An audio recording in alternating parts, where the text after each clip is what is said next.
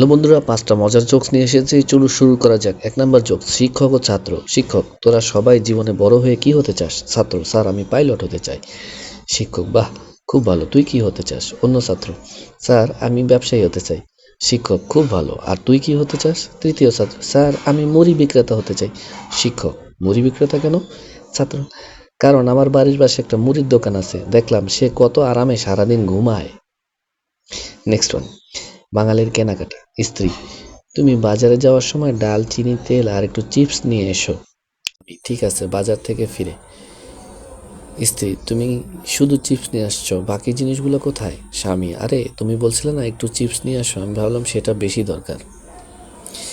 Next one, চাচা চৌধুরী। চাচা: ছেলে পড়াশোনা করতে চায় না কেন?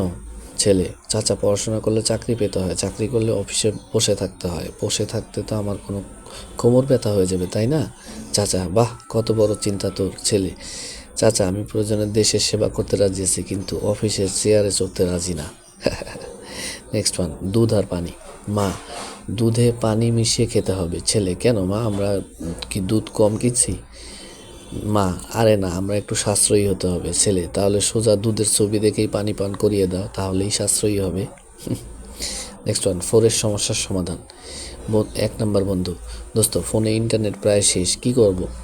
দ্বিতীয় বন্ধু: চিন্তা করিস না, ছবি তোলা শুরু কর। প্রথম বন্ধু: ছবি তুললে ইন্টারনেট ফিরবে?